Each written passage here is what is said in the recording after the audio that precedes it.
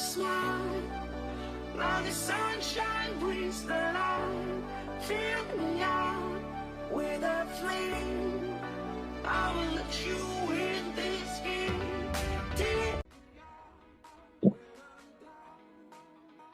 Assalamualaikum warahmatullahi wabarakatuh. Halo Sobat Pancasila, kembali lagi bersama kami di acara ini dan masih bersama saya Nabil Foto Khairul dan rekan saya Naila Zarahmatin di podcast Kalandra.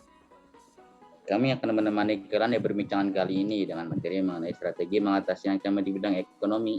Dan tentunya kami ingin berdua aja nih, kami ditemani oleh dua rekan kami yaitu Naya Rakania Awal Indonesia dan Sultan Maulana Putra. Ucapkan hai kepada Sobat Pancasila. Hai Sobat Pancasila.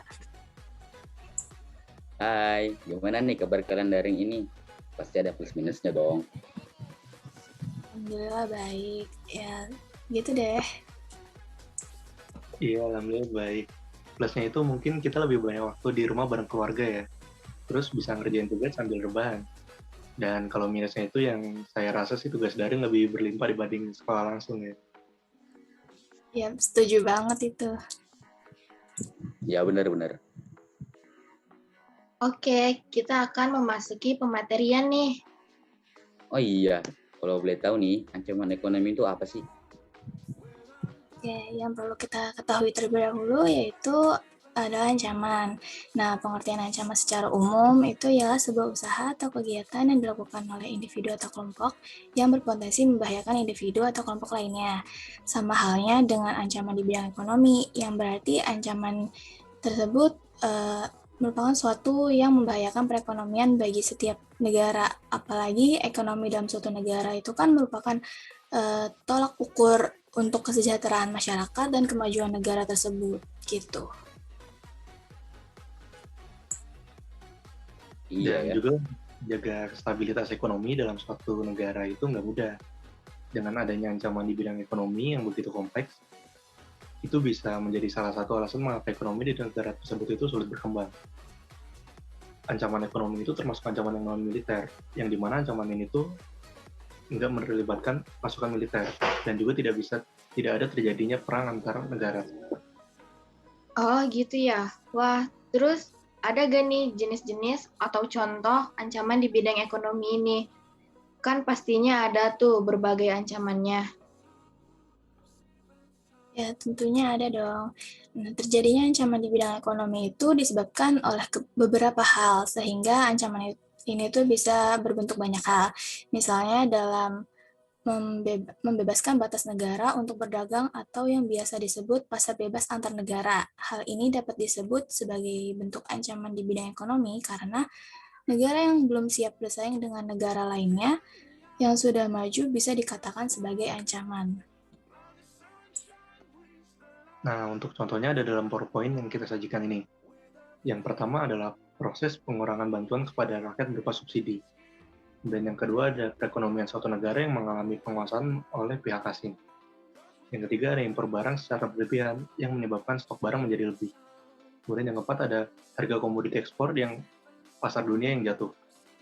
Yang kelima ada kebijakan embargo yang terjadi pada negara tujuan ekspor. Kemudian yang keenam, sebagai yang terakhir, adalah meningkatnya angka kemiskinan dan pengangguran. Wah, berarti ada banyak ya berbagai ancamannya. Nah, podcast kali ini kan kita membahas materi berjudul strategi mengatasi ancaman di bidang ekonomi nih. Dan tadi penjelasan ancaman ekonominya sudah, jenisnya sudah, contohnya juga sudah. Dan sekarang kita masuk ke poin pentingnya nih, penjelasan tentang strateginya. Bisa dijelaskan tidak untuk strateginya itu seperti apa? Nah, ketika negara sudah dapat mengetahui dampak dari ancaman yang akan terjadi dan menyerang bidang ekonomi mereka, maka negara tersebut harus bisa menemukan solusi atau strategi yang dapat mengatasi permasalahan tersebut. Lalu, bagaimana sih solusi dan strategi untuk mengatasi ancaman di bidang ekonomi? Solusi yang pertama adalah dengan menekan tingkat pengangguran.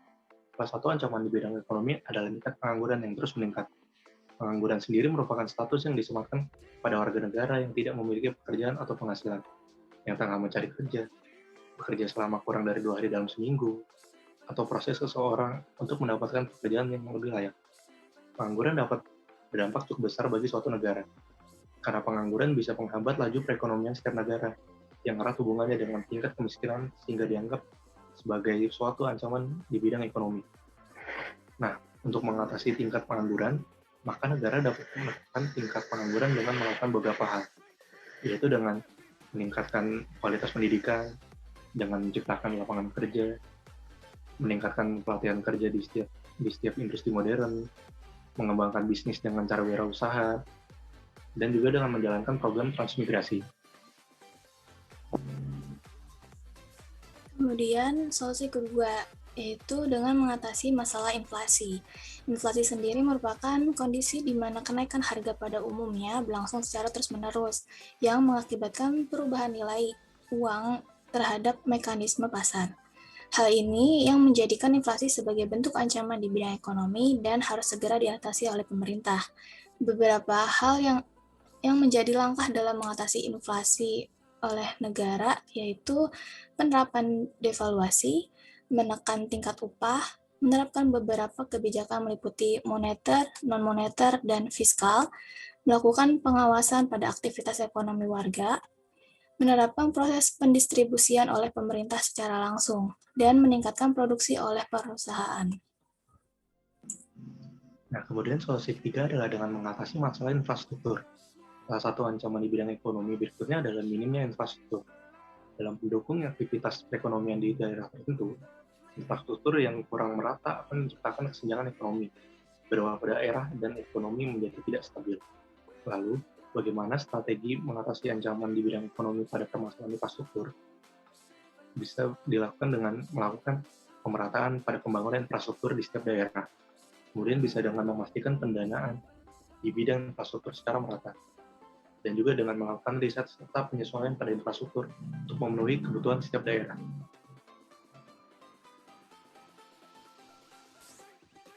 Solusi yang keempat, yaitu dengan mengatasi permasalahan ketergantungan impor. Negara harus mengatasi permasalahan impor yang terus meningkat sehingga negara tidak perlu merasa ketergantungan pada pemenuhan barang tertentu. Cara yang bisa dilakukan dalam mengatasi ketergantungan impor yaitu dengan meningkatkan produk dalam negeri sebagai pengganti produk impor, membuat aturan impor secara lebih ketat, meningkatkan aktivitas ekspor, dan menjaga hubungan baik antar negara. Kemudian solusi yang kelima adalah dengan mengatasi masalah utang dengan negara lain. Salah satu negara yang memiliki utang dengan jumlah terbesar adalah negara Indonesia, sehingga menyebabkan permasalahan ekonomi pada nilai mata uang yang terus turun.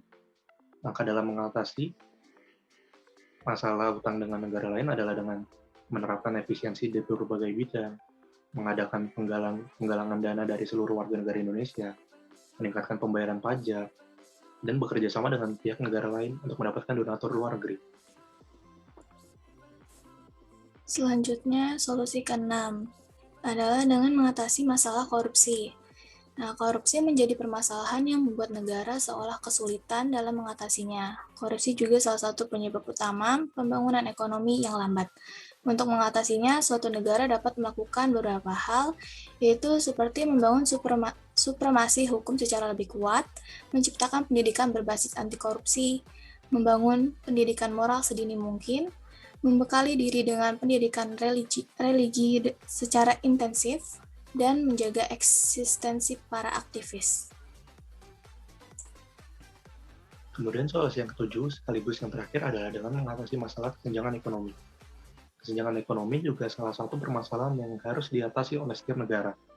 Beberapa cara yang dapat kita lakukan adalah investasi melalui perlindungan sosial, melakukan pembangunan infrastruktur di setiap daerah, meningkatkan kualitas pendidikan, menambah lapangan kerja, dan pemberian pinjaman dengan koperasi. Nah, strategi mengatasi ancaman di bidang ekonomi tentu harus diterapkan oleh setiap negara agar bidang ekonomi tidak terganggu. Dengan begitu, negara dapat menjalankan pembangunan ekonomi untuk mencapai tujuan utama dari suatu negara. Wah, banyak juga ya solusi dan strateginya. Oh ya, kemarin-kemarin kan ada yang sempat booming nih di seluruh dunia tentang peperangan Rusia melawan Ukraina. Salah satu penyebabnya karena kejayaan masa lalu dan NATO. Ada nggak sih dampak peperangan Rusia melawan Ukraina untuk Indonesia? Tentu saja ada. Dampak yang akan dirasakan Indonesia itu adalah meningkatkan beban anggaran pendapatan dan belanja negara, atau biasa disebut APBN, terkait subsidi BBM.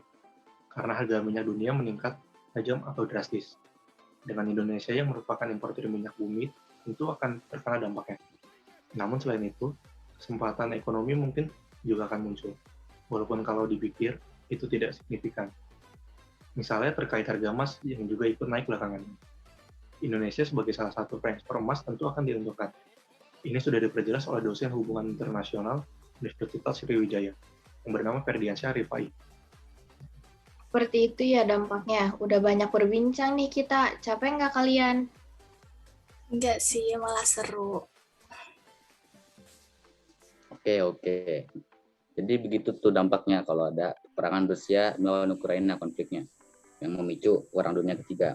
Adik-adik yang di rumah mendengarkan yang ceritanya ingin perang dunia ketiga, dengerin tuh tadi tuh kalian sendiri yang sengsara. Jadi cukup sekian pembahasan kita. Sultan dan Naira, terima kasih sudah menemani kami berdua. Iya, sama-sama.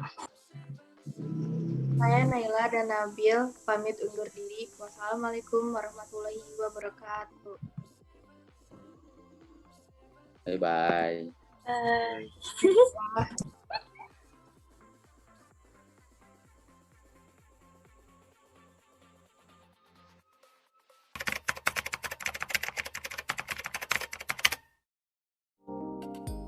Krisis ekonomi di sepanjang tahun 1997 hingga 98 menjadi episode kelam bagi bangsa Indonesia. Nilai rupiah terjun bebas, harga kebutuhan pokok meroket, sejumlah industri dan perusahaan gulung tikar. Situasi tersebut menimbulkan gerakan masif untuk menumbangkan tahta Soeharto.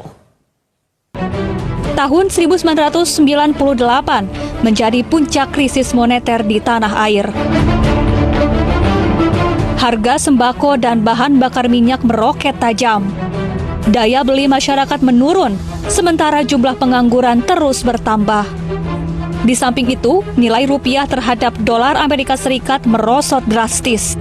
Saat itu, nilai tukar rupiah yang semula sekitar Rp2.000 per dolar menyentuh hingga Rp17.000 per dolar.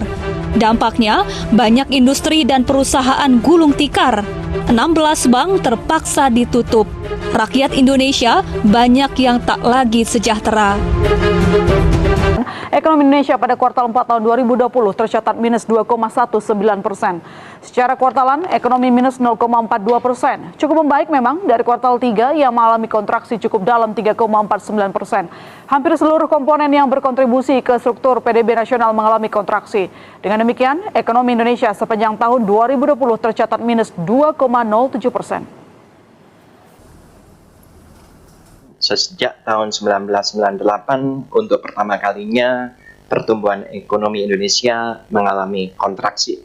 Di tahun 1998 karena adanya krisis moneter, krisis global, dan di tahun 2020 ini Indonesia mengalami kontraksi minus 2,07% karena pandemi COVID. Fill me out with your smile. Now the sunshine brings the light. Fill me out with a flame. I will let you in this game. Take me out. Langsung. Bentar, Cok. Bentar. Gue pengen minum dulu bentar.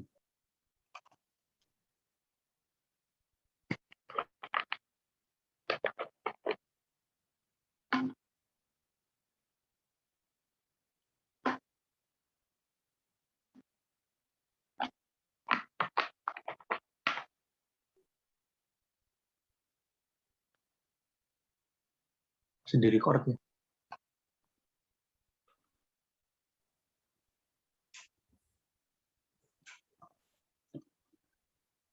Assalamualaikum warahmatullahi wabarakatuh. Halo Sobat Pancasila, kembali lagi bersama kami di acara ini. Dan masih bersama saya Nabil Fatou Khaira dan juga rekan saya. Saya Nila Zarahmatin di Kalandra Podcast. Kami akan menemani kalian di perbincangan kali ini dengan materi mengenai strategi mengatasi ancaman di bidang ekonomi.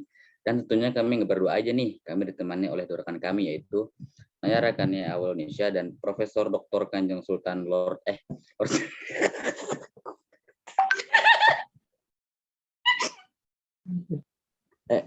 ulang.